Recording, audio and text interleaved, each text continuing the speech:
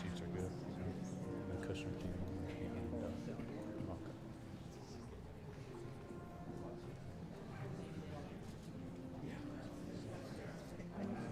So we're just chatting with them.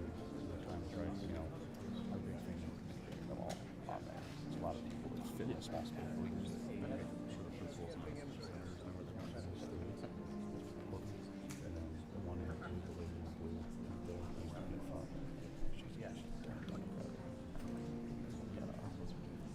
she knows the technology, but and the guy with the glasses right there as well. This guy.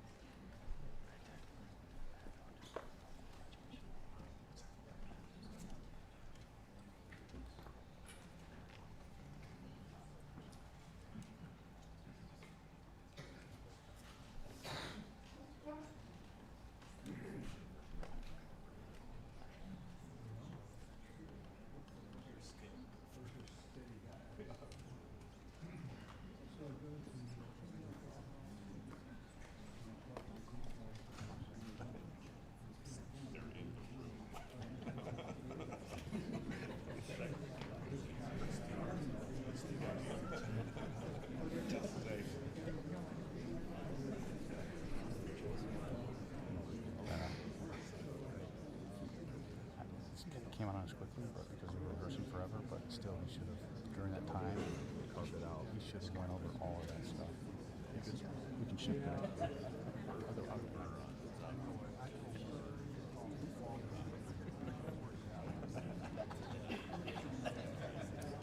I'll help you.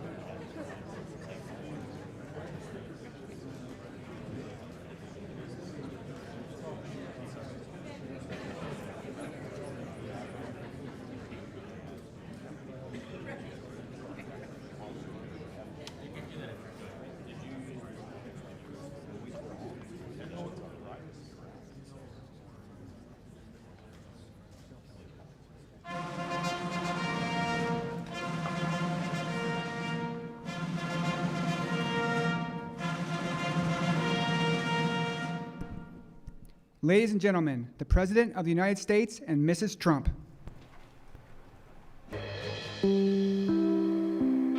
This is an NBC News special report. Here's Lester Holt. Good day, everyone. We're coming on the air to bring you the first remarks from President Trump addressing the string of suspicious packages, more than half a dozen potential explosive devices that have been sent to prominent people, including, among others, former President Obama, former Secretary of State Hillary Clinton, sent to the Clintons' home in New York, and former CIA Director John Brennan, addressed to him at the New York headquarters of CNN. The president is going to be making remarks in the East Room of the White House, where he's attending a previously scheduled signing of opioid legislation, but we think he will talk about these devices. Let's bring in NBC Justice correspondent Pete Williams quickly. Pete, where do we stand on the number of packages right now? At least one other one addressed to former Attorney General Eric Holder, but never delivered to him and sent back to the return address that was written on the package that turned out to be the Florida office of Congresswoman Debbie Wasserman Schultz, Lester.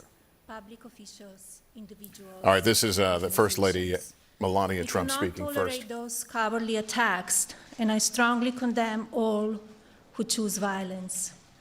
I'm grateful to the Secret Service, as well as the local and federal law enforcement, for all they do on a daily basis to keep us safe and encourage people across the country to choose kindness over hatred. I want to welcome you all to the White House to reflect on the progress this administration has made in tackling the opioid crisis, and more importantly, to look ahead at the work still to be done. We are here to talk about the continued actions we are taking to combat the opioid epidemic, which my husband will talk about in a few minutes. I must say I'm proud of our president and the work being done in the White House and across so many agencies to help those affected by drug abuse and addiction. Just last week, I visited Thomas Jefferson University Hospital to learn about their maternal addiction treatment, education, and research program called Matter. This program supports families and babies born with neonatal absence syndrome by providing mothers with the tools they need to help become successful parents. My campaign, Be Best, is committed to helping children and the many issues they face as they grow up. And sadly, drug abuse is one of those issues. Be Best will continue to shine a light on successful programs like Matter that demonstrate positive results for children. Over the past year, I have traveled both nationally and internationally, learning about many of the programs offered through private organizations, schools, and hospitals, which are meant to help children and families as they deal with drug addiction. What I constantly hear is the need for support at all levels. Law enforcement needs our support and the resources necessary to stop criminals from putting drugs on the streets. Families need the resources to get treatment and follow-up care for loved ones. Those who are addicted need the support, resources, and guidance to know they are fighting a disease and should not be ashamed. Young mothers need the support necessary to not only beat their addiction, but get the tools needed to become successful parents. Babies born addicted need the resources for treatment, but also need follow-up care for years to come. I was honored to be part of a roundtable comprised of several experts at Thomas Jefferson University Hospital that was convened to help with the design and implementation of a new initiative the Department of Health and Human Services is working on to measure the long-term health outcomes and needs of infants suffering from neonatal absence syndrome. As a nation, we must come together to fight this epidemic by providing as many resources as possible. And I know that as long as my husband is in office, this will remain a priority. Fighting opioid abuse goes across all party lines. Thank you all for being here and being part of the fight to end this epidemic. It is now my honor to introduce the President of the United States.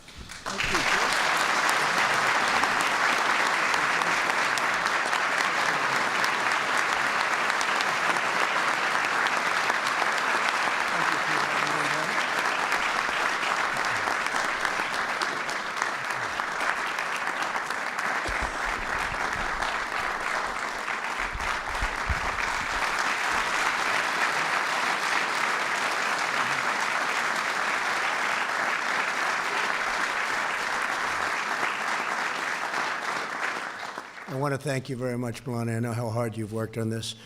And that's just one of many languages that you know. So it's just amazing the way you can do it. Thank you very much, darling. Appreciate it. Also, I want to thank Mrs. Pence for being here. You have been just so terrific working alongside of our great Vice President. And thank you very much, Karen. Really appreciate it.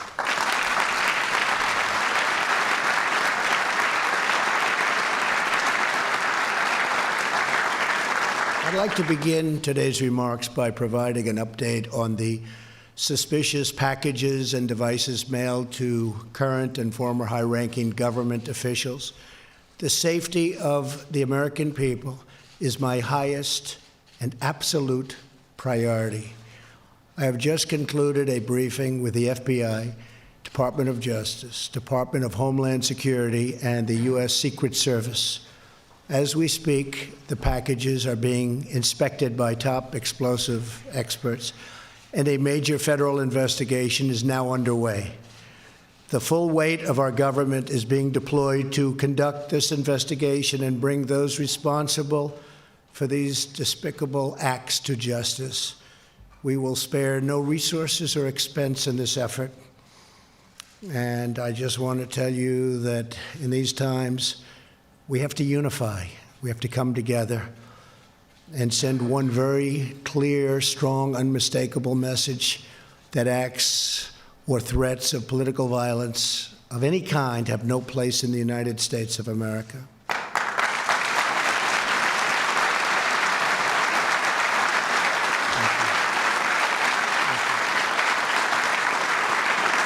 Thank you very much.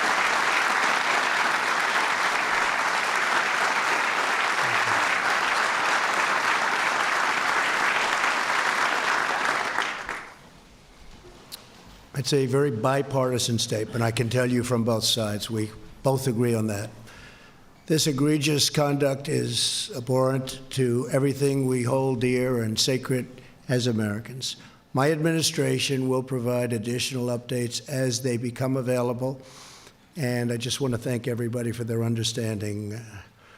We're extremely angry, upset, unhappy about what we witnessed this morning, and we will get to the bottom of it. We're gathered together today to address America's drug and opioid crisis, and a crisis it is, which now claims 70,000 lives a year.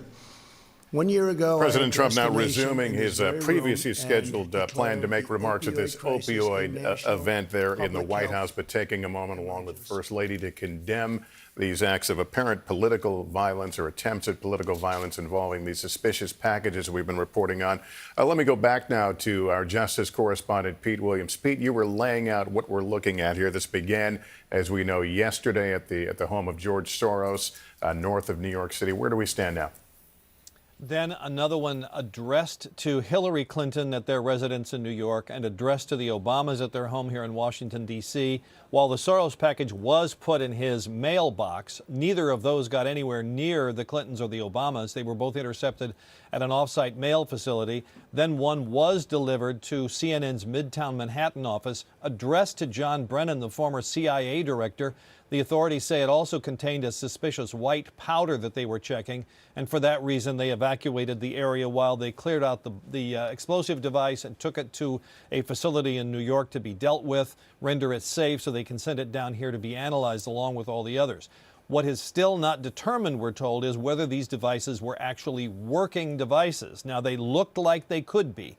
They all look pretty much like this. This is a picture of one of them, the one that was found in New York. It's a pipe with end caps on the end, wrapped with electrical tape, wires coming out addressed to some, or connected rather, attached to some sort of device. But whether this was actually functioning, designed to be functioning, or actually accurately made so that it would function is still being determined. The first device, the one that was found at the Soros residence, was disabled. It was rendered safe, so there's not a lot they can learn from that one. They're looking at other possible ones also delivered. Governor Andrew Cuomo suggested one was sent to him. We're not certain about that. That may turn out not to be correct. And there's been another one intercepted at a congressional mail facility. We've heard different accounts on to whom that was addressed, and also another potential one in New York. So we're looking at, for sure, 6, maybe 7, maybe 8 devices. We don't know. We think that they know of all of them at this point. But the FBI has sent out a massive emailing to government, non-government, corporate offices around the country, showing them what these devices look like, how they're packaged in a padded envelope, what sort of stamps they have on them, what a return address they have on them, and telling everybody to be on the lookout. This is the misspelled John Brennan name, the one that was sent to CNN today, but you can see how they all have forever stamps from the Postal Service on them. So now the effort, of course, is on full court press to try to find out where these are coming from. The FBI has and the ATF and other agencies, Secret Service, have a lot to go on here because they've recovered these devices. Fortunately, Lester, none of them have gone off. Yeah, and Pete, just to be clear, obviously, I see the stamps there. Do we know that all of them came through the U.S. mail? Well, we know that most of them were sent through the U.S. mail. We've heard conflicting accounts on whether the one to CNN was actually put in the mail or delivered by a courier, or whether the one that was addressed to George Soros was, even though it had stamps on it, placed in the box or put in there by the Postal Service. But at least some of them, we know, did go through the U.S. Postal Service because that's how they were intercepted and never got to their intended destinations. All right, Pete Williams keeping us up to date on the latest. We're joined now by NBC News senior law enforcement and counterterrorism analyst and former New York City Police Commissioner Bill Bratton. Mr. Bratton, first of all, it sounds like police authorities have a lot to work on. They have intact devices, they have stamps, they have addresses. Where do they go from here? You're correct, as Pete has referenced, that there is a lot to work with here.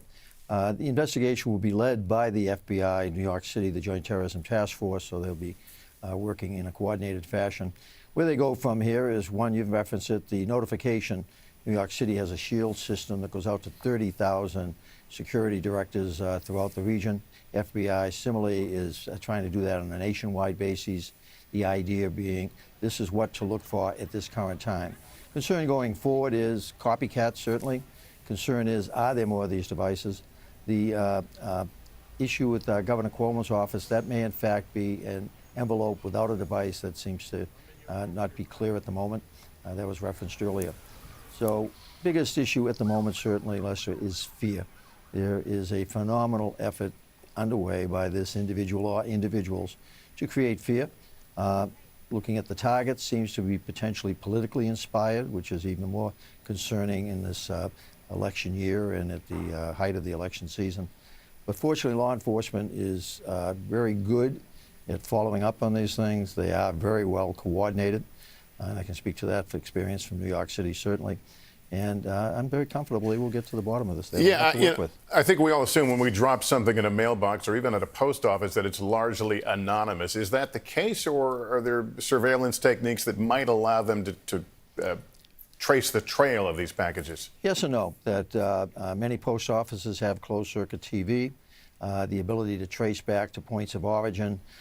There's so many ways, DNA potential that they might get off of any of these packages, that if the individual is not wearing gloves as he was assembling the devices, even the devices themselves, the idea of where did the materials that are in that device, where are they sold, are there instructions on the internet for how to make that particular device, social media monitoring, have there been threats made to these individuals that might lead back to a suspect. There is a myriad of information that can be traced and used by law enforcement. and they will be going in a lot of different directions. All right, Bill Bratton, good to have you on. I appreciate your expertise in all this. If you're just tuning in, President Trump, appearing at an event right now about opioids, a previously scheduled event, did make some comments about this rash of suspicious packages. Here's what he had to say. I just want to tell you that in these times, we have to unify. We have to come together and send one very clear, strong, unmistakable message that acts or threats of political violence of any kind have no place in the United States of America.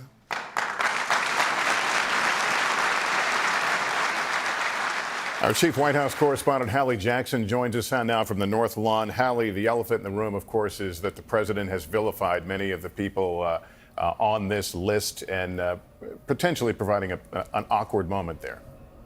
And Lester, there is a common thread, as you point out, between the people who have received these devices, and they are all people who the president has personally attacked, who he has criticized, or who has been critical of the president, and that is worth noting here. The president's critics already have argued that President Trump does bear some responsibility, not for the acts themselves of sending these devices, but for creating this toxic political culture. He has railed against Democrats on the campaign trail in the political sense.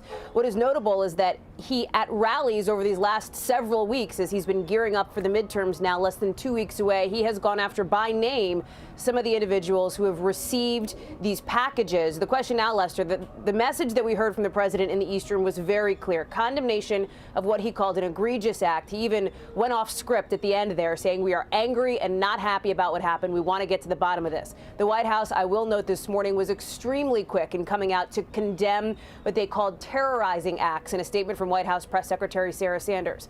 In the past, at times, the president has delivered one message at the White House, then gone on the campaign trail or to a rally and has tweaked that message, and that is something we will be looking for later today. Remember, the president heads to Wisconsin tonight for one of those big rallies now ahead of the midterms, and so what he says will be watched closely by a lot of folks, not just in the political world, but across the country. There's also an opportunity, Lester, to ask the president some questions on the White House South Lawn as he leaves for that rally. We will be there to find out more. And Hallie, we don't know the motivation of whoever is sending these. We do know most of them have gone to prominent Democrats, but is there any concern at the White House? Is there any special precautions being taken there against suspicious packages? Yeah, the Secret Service has now come out and said there were some conflicting reports earlier in the day that perhaps one of these packages had been delivered to the White House. I was told by a senior administration official that's not the case as of about an hour ago. The Secret Service came out even before that and knocked that report down. So nothing that we know of at the moment that's been intercepted headed to President Trump. I will say the focus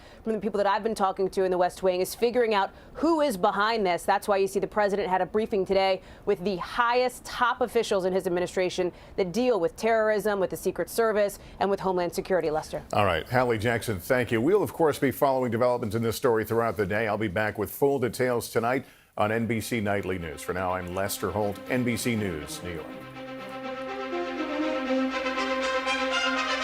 Department of Labor has awarded more than $30 million to states to expand apprenticeships. Very special word to me, the word apprenticeship. And on the job, yeah, you get it, see?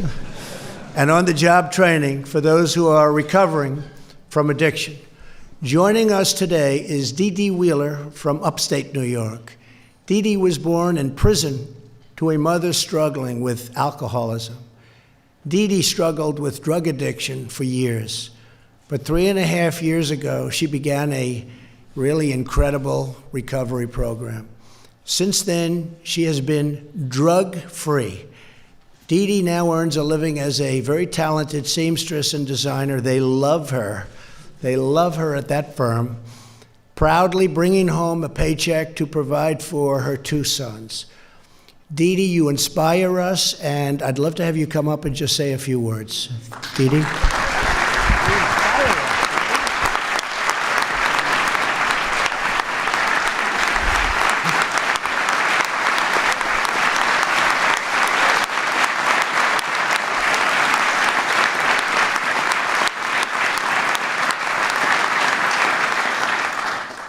First of all, I want to thank God.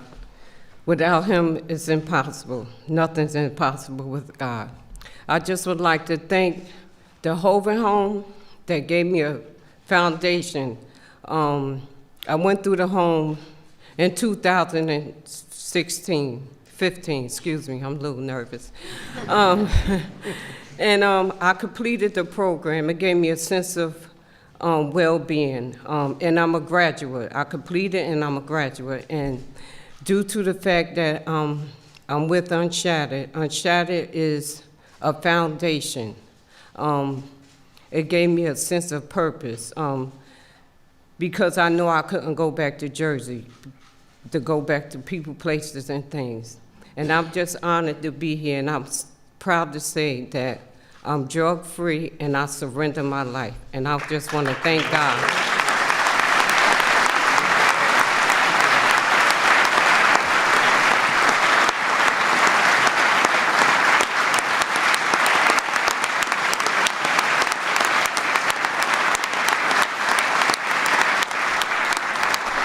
Thank you, Dee Dee. Well, I didn't tell Dee Dee and Sam that they were speaking because this way they'd be nervous coming in. Now I just put them up. And did they do great or what, right?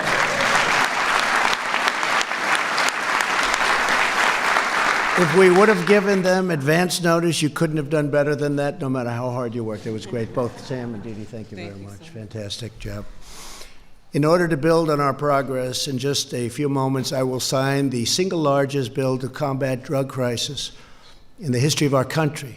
I especially want to thank Senator Rob Portman for working to ensure that the bill gives law enforcement the tools and resources they need to stop ultra-lethal. Think of that word, ultra-lethal.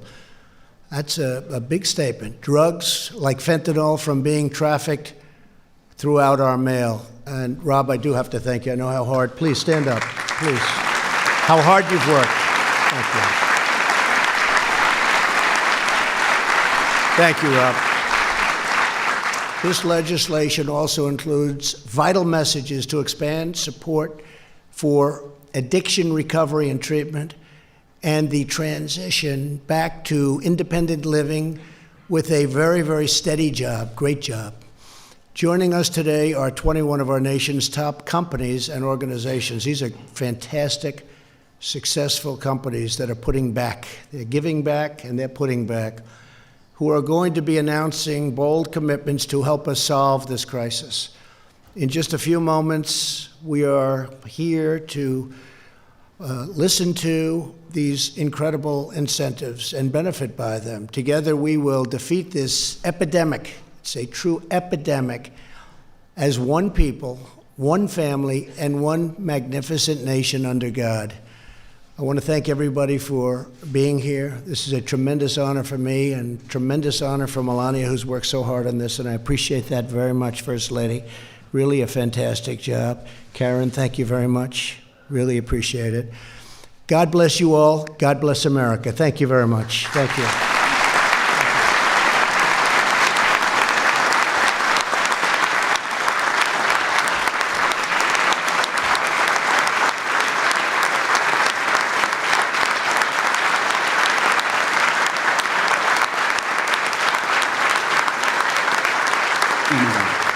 Mr. Brian Huseman, Vice President, Public Policy. Amazon will help first responders more efficiently access critical medical records in its programmed Alexa voice service to answer important questions about opiates and addiction. Belden Industries, Mr. John Stroop, President, Chief Executive Officer, and Chairman of the Board. Belden will expand their rehab and employment program to 2 additional U.S. facilities in 2019 and provide a blueprint for companies to adopt to recruit and retain employees supporting recovery. Blue Cross Blue Shield Association, Mr. Scott P. Sirota, President and CEO of Blue Cross Blue Shield Association. Blue Cross Blue Shield Association will launch Blue Distinction Centers for substance use treatment and recovery and will establish a toll-free national hotline to provide all Americans a way to locate designated treatment centers. Cigna, Mr. Alan Muni, Chief Medical Officer. Cigna will partner with the Veterans Health Administration to help veterans manage pain, improve access to opiate addiction treatment, and improve mental well-being. and will work to reduce opioid-related overdoses in various communities by 25% within 3 years. CVS Health, Mr. Thomas Moriarty, Executive Vice President, Chief Policy and External Affairs Officer, and General Counsel. CVS Health is committed to installing 1,100 additional permanent medication disposal units in communities and reaching 250,000 students and parents with its opioid abuse prevention program by the end of 2019. Dispose RX, Mr. John Holliday, CEO. Dispose RX is committed to stopping opioid abuse by contributing Dispose RX packets that can remove over 10 million opioids from our nation's medicine cabinets. Emergent Biosolutions, Mr. Mike Kelly, President, U.S. Operations. Emergent Biosolutions will offer free Narcan nasal spray to all 16,568 public libraries and to each of the 2,700 YMCA locations in the United States. Facebook, Mr. Kevin Martin, Vice President, U.S. Public Policy.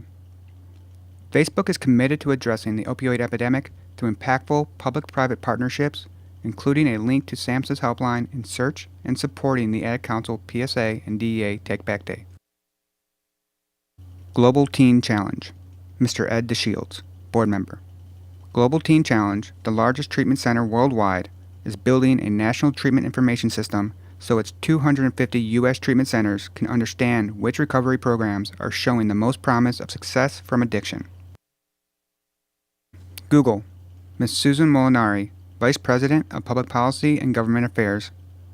Google has created a locator tool for National Take Back Day that they'll promote on Google.com homepage and will launch a partnership with Walgreens to display permanent drug disposal locations on Google Maps.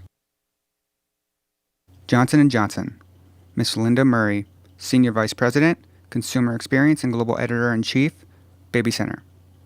Johnson & Johnson will continue educating America's nurses and physicians to fight substance abuse and launched an opioid addiction awareness campaign that reached more than 2.5 million expectant parents via Baby Center. Leidos, Mr. Roger Crone, Chairman and CEO. Leidos is committing to an additional $3 million to opioid-related causes and furthering efforts to educate our workforce of 32,000 employees and launching a coalition of dozens of companies to address the crisis. MyPillow, Mr. Mike Lindell, CEO. MyPillow employs workers directly after graduating from faith-based drug treatment and will soon launch the Lindell Recovery Network to bring hope, recovery, and mentorship to thousands struggling with opioid addiction. National Head Start Association, Mr. Damon Carson, Board Chairman. The Head Start community will expand training to all 792,000 staff in over 21,000 centers nationwide to address the far-reaching impacts of parent substance use disorder on young children and families.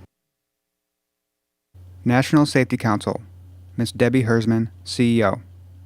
National Safety Council will spread awareness of the crisis through the Prescribed to Death Traveling Memorial and will educate 1,000 more physicians on safer prescribing practices. Red Cross, Mr. Jack McMaster, President, American Red Cross Training Services. Red Cross will offer our online course, First Aid for Opioid Overdoses, to give all Americans the knowledge to respond to a suspected opioid overdose emergency, and will integrate opioid education in over 3 million annual first aid trainings. Rite Aid, Ms. Jocelyn Conrad, Executive Vice President for Pharmacy. Rite Aid is offering free Dispose RX packets with new opioid prescriptions. Its foundation installed 312 medication disposal units and launched the Prescription Drug Safety Initiative for students across the country. Ultimate Fighting Championship, Mr. Lawrence Epstein, Senior Executive Vice President and COO. UFC commits to launching a public service campaign to bring attention to the opioid crisis, using UFC athletes, its powerful social media platforms, and popular live events to educate millions of people on the dangers of opioid abuse. Unshattered, Ms. Kelly Lingard, Founder and CEO. Unshattered will expand their partnerships with recovery centers across the country and provide employment and job skills training to double the number of women that we serve by the end of 2020. Walgreens, Mr. Rick Gates, Walgreens Senior Vice President for Pharmacy and Healthcare. Walgreens is expanding its medication disposal program to all of its stores and collaborating with Google to provide information about the location of disposal sites on Google's platform. Walmart, Mr. Paul Beam, Senior VP of Health and Wellness Pharmacy Operations. Walmart will continue to limit initial acute opioid prescriptions to a 7-day supply, use analytics to block illegitimate prescriptions, and require e-prescriptions for all scheduled drugs by January 1st, 2020.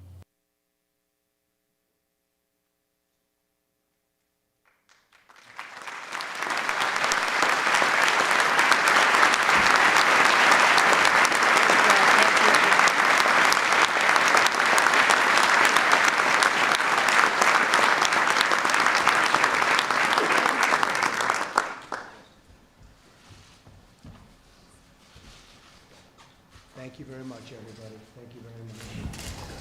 Congratulations. Yep, everybody.